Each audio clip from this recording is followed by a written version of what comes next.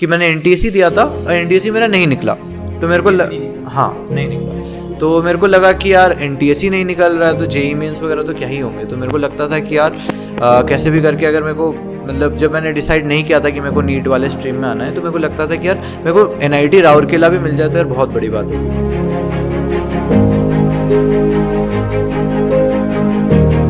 So hello guys, आज मेरे सामने एक लड़का बैठा है जिसका कोई इंट्रोडक्शन का शायद दरकार नहीं है। स्टिल ये शोएब आफ्ताब है, ऑल इंडिया रैंक 1 नीट में 720 आउट ऑफ 720 इन्होंने स्कोर किया था एंड एक हिस्ट्री क्रिएट किया था। उसके साथ इन्होंने और एक चीज़ किया था जो आप इन्हीं के मुंह से सुनो। और क्या किया था? अरे जेई मेंस में ओके सॉरी चलो। तो हाँ यार, hi everyone, this is Shoaib Aftab. और जेई मेंस, हाँ जेई मेंस में मेरी 99 परसेंटाइल आई थी और जेई मेंस से केवीपीवाई भी रैंक 37 थी। तो यार जो बंदा जेई में नीट के लिए प्रिपेयर कर रहा है उसके जेई मेंस में भी केवल इन्होंने मैथ्स में फोकस नहीं किया था ना। मैथ्स में फोकस नहीं किया, मैथ्स में मेरे 0 नंबर थे, मतलब 15 परसेंटाइल थी 0 नंबर पे। मतलब मैथ्स में 0 नंबर थे, आप समझ सकते हो। केवल 2 सब्जेक्ट से इन्होंने 99 परसेंटाइल स्कोर किया। और यहाँ जेई में बच्चे सब 2 साल प्रिपरेशन कर रहे हैं, तीनों सब्जेक्ट्स को लेके चल रहे हैं, फिर भी 99 परसेंटाइल नहीं आते। तो चलिए सुनते हैं इनसे कैसे इन्होंने प्रिपरेशन किया है। ओके, तो देखो जेई के रिलेवेंट चैनल है तो जेई के बारे में थोड़ा बात कर लेते हैं। तो देखो ऑनेस्टली 99 परसेंटाइल लाना इतना ईजी था मेरे को भी नहीं पता था, ठीक है। मेरा ऐसा हुआ फिजिक्स और केमिस्ट्री में, मतलब शायद मेरे को जहाँ तक याद है कि बस एक क्वेश्चन गलत हुआ था। मतलब ऐसा हुआ था कि केमिस्ट्री में एक क्वेश्चन गलत हुआ था, फिजिक्स में सारे सही थे, ऐसा कुछ हुआ था।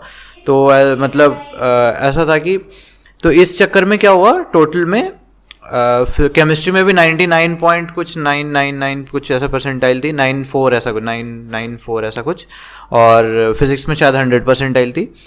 तो पॉइंट इज़ कि देखो बहुत इजी है। करना क्या है आपको, मतलब मेरा अगर मार्क्स वाइज देखा जाए तो मेरे मार्क्स बन रहे थे आउट ऑफ 300 अराउंड कुछ 194 या 196 ऐसा कुछ मैंने कैलकुलेट किया था, ठीक है। और आंसर की से मिलाया वगैरह था, तो 194 196 कुछ बन रहे थे। तो मतलब अगर आप इतना ले आते हो आउट ऑफ 300, तो मैंने तो मैथ्स किया नहीं, आप मैथ्स करोगे नो डाउट, है ना।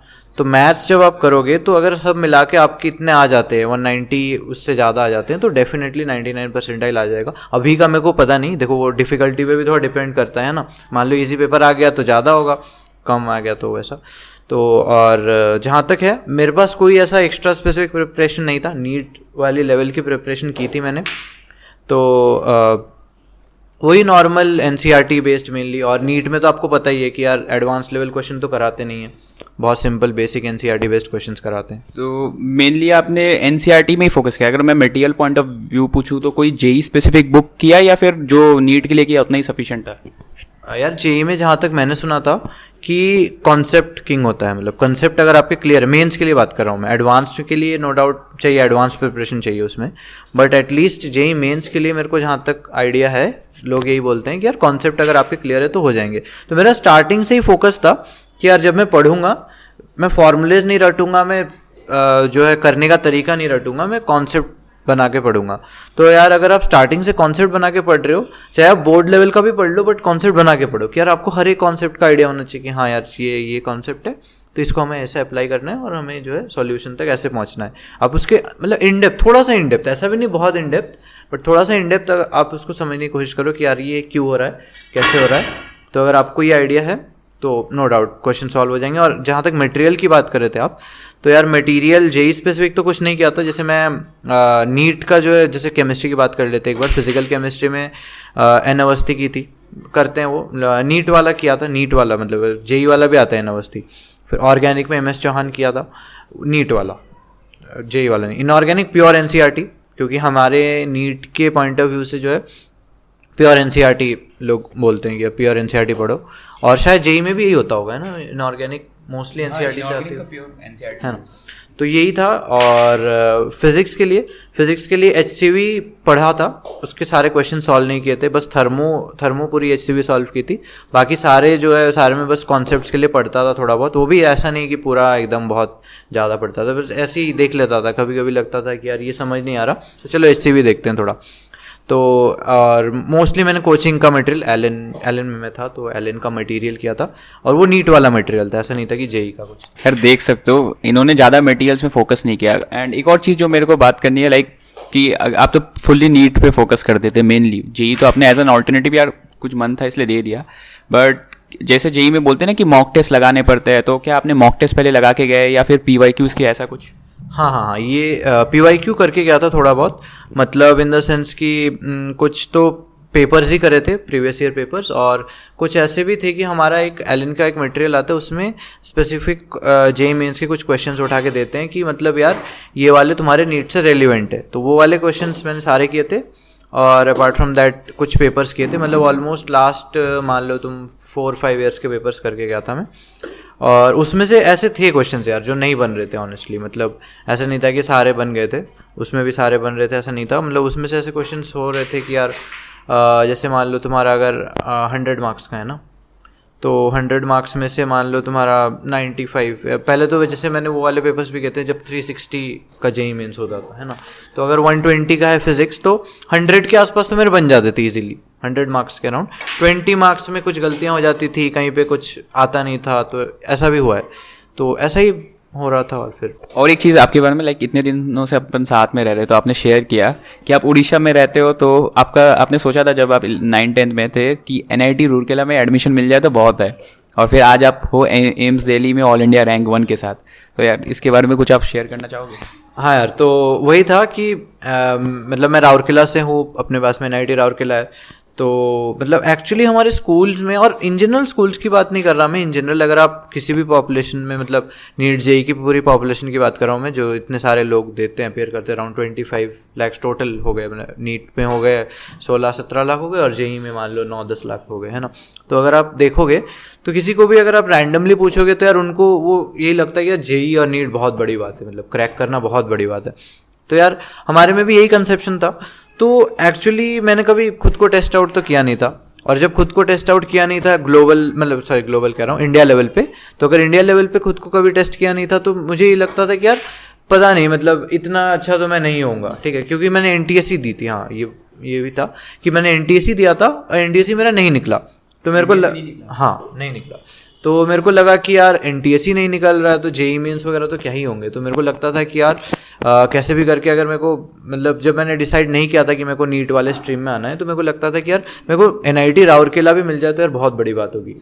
और एक चीज़ जो बच्चे कॉमनली पूछते हैं कि आप कितने घंटे पढ़ते थे? तो यार देखो, घंटे से कुछ घंटा नहीं होता है ना, ठीक है, तो मतलब आप कितना घंटा पढ़ रहे हो इससे इम्पॉर्टेंट नहीं है, ये इम्पॉर्टेंट है कि यार कितने घंटे में आप कितना अचीव कर पा रहे हो, कितना आउटपुट निकाल पा रहे हो, है ना। मतलब कि जैसे लेट से आपको एक चैप्टर ख़त्म करना है, और आपको 2 तरीके हैं, आप उस चैप्टर को लेकर पूरे हफ्ते लटक के बैठ सकते हो, पूरे हफ्ते पढ़ सकते हो, और उसको आप 6 घंटे में भी कर सकते हो। तो यार प्रोडक्टिव होना बहुत इंपॉर्टेंट है। बेस्ट वे इसका ये है कि आप क्वान्टिफाई कैसे करोगे, ये क्वेश्चन आता है कि आप कैसे पता लगाओगे कि यार मैं प्रोडक्टिव हूँ या नहीं। तो एटलीस्ट आपका जो उस दिन का काम है वो आपका एटलीस्ट आपके स्टडी टाइम के आधे या उससे कम में हो जाना चाहिए। मतलब मान लो कि आज मेरे को कोचिंग में 6 या 7 घंटे पढ़ाया गया है, ठीक है, तो मेरे को ये जो पूरा कंटेंट कवर करने में 2 या 3 घंटे लगने चाहिए, क्योंकि यार मैं क्लास में सुना हूँ पूरा ध्यान से, ठीक है। उसके बाद मेरे को नो डाउट 6 घंटे तो नहीं लगने चाहिए। क्वेश्चन प्रैक्टिस करना ये बात अलग है, बट जस्ट उस मटेरियल को पूरा रिवाइज करना और उससे रिलेटेड क्वेश्चंस करने में आपको 2 या 3 घंटे मैक्स टू मैक्स लगने चाहिए। अपार्ट फ्रॉम दैट जो टाइम बचता है उसको आप रिवीजन के लिए यूज़ करो, उसको आप और क्वेश्चन प्रैक्टिस करने के लिए यूज़ करो, है ना। और बाकी आपके जो वीक पॉइंट्स है, जो चैप्टर्स वीक है, जो बैकलॉग है, अगर कुछ बच रहा है तो वो दूर करने में यूज़ कर सकते। बेसिकली मॉक टेस्ट, PYQs, इसके बारे में तो अपन जान लिए। तो नेक्स्ट जो चीज़ मेरे को जो जानना है कि लाइक आपके केस में भी कैसा ऐसा हुआ कि लाइक कभी ऐसा लगा कि छोड़ देता हूँ, नहीं हो रहा है, कुछ ऐसा डीमोटिवेशन टाइप का? हाँ, एक पॉइंट पे हुआ था। मतलब मैं नीट की तैयारी कर रहा था, तो मेरा जो स्कोर था नॉर्मली 650 रहता था, 650 या उससे अबव, बट एक बार ऐसा हुआ कि मेरे 605 कुछ आ गए, तो बहुत डिमोटिवेटेड सा फील हुआ था। आई नो लोगों को ये लग रहा होगा कि यार ये क्या बोल रहे हैं, क्योंकि कुछ लोग ये कह रहे होंगे कि यार हमारे तो 500 आते हैं, 400 आते हैं, बट यार रिलेटिव होता है। मान लो आपके 500 आ रहे हैं, आपके अचानक 400 आ गए, तो आपको बुरा लगेगा, है ना। तो मेरे आ रहे थे 660 670 और मेरे आगे सीधे 605, तो उस पॉइंट पे काफ़ी डिप्रेसिंग सा फील हुआ था। बट फिर और रैंक भी बहुत गिर गई थी बैच में, और ऐसे लगातार आई गेस 2-3 टेस्ट में फिर वो एक लीन पैच कहते हैं ना, मतलब कि यार फॉर्म आउट ऑफ फॉर्म कह लो, मतलब जैसे क्रिकेट में आउट ऑफ फॉर्म कहते, तो वैसा सीन था थोड़ा। तो वो कुछ दिन चला, बट फिर उस फेज से मतलब उभर के आना बहुत इंपॉर्टेंट था। तो मतलब एक मतलब काइंड ऑफ रीसेट किया खुद को कि यार नहीं, अब ऐसे नहीं चलेगा, मतलब जो भी प्रॉब्लम्स है उसको फिगर आउट करना है, फिगर आउट करके उसका जो है सॉल्यूशन निकालना है, कहाँ गलतियाँ हो रही है, कहाँ टाइम, मेनली टाइम मैनेजमेंट में गलतियाँ थी, बिकॉज हम 10th तक जो है बहुत कम पढ़ने की आदत होती है हमें, है ना। फिर अचानक 11th में ट्रांजिशन होता है, 6-6 घंटे पढ़ना पड़ता है, वो अपार्ट फ्रॉम कोचिंग, है ना, कोचिंग के अलावा 6-7 घंटे पढ़ने पड़ेंगे। तो ऐसा हुआ कि उस पॉइंट पे मतलब स्टार्टिंग में इतना प्रेशर नहीं था, तो पहले 2-3 मॉक टेस्ट अच्छे चले गए कम पढ़ने के बावजूद भी। उसके बाद जब प्रेशर बढ़ा, लोड बढ़ा, तब इतना मैं पढ़ता नहीं था, मतलब टाइम की बात कर रहा हूँ मैं, इतना ज़्यादा नहीं पढ़ता था, तो इस वजह से गिरे थे मार्क्स। फिर उस चीज़ को सही किया, तो जब रूटीन वगैरह सब फिक्स किया तो नो डाउट फिर से मार्क्स बढ़ गए, फिर से अच्छे नंबर आने शुरू हो गए। लाइक काफ़ी सारे क्वेश्चंस हो गए एंड काफ़ी इंटरेस्टिंग लगा होगा। स्टिल जैसे अभी जेई मेंस का पेपर आने वाला है एंड नीट का पेपर बच्चों का हुआ है, नीट के लिए आप ड्रॉप लेने का सोच रहे हैं, तो एक मैसेज सर के साइड से। तो यार देखो, मैसेज तो यही है कि नेवर गिव अप वाला तो कॉन्सेप्ट है ही, कि मतलब कुछ भी हो जाए। जैसे मेरे जो क्लास में, जो एम्स में जो मैं पढ़ता हूँ, मेरे बैच में ऐसे लोग हैं, आप शायद जानते होंगे, तो वैसे 5th अटेम्प्ट में जो है उनका हुआ है और एम्स में हुआ है सीधे।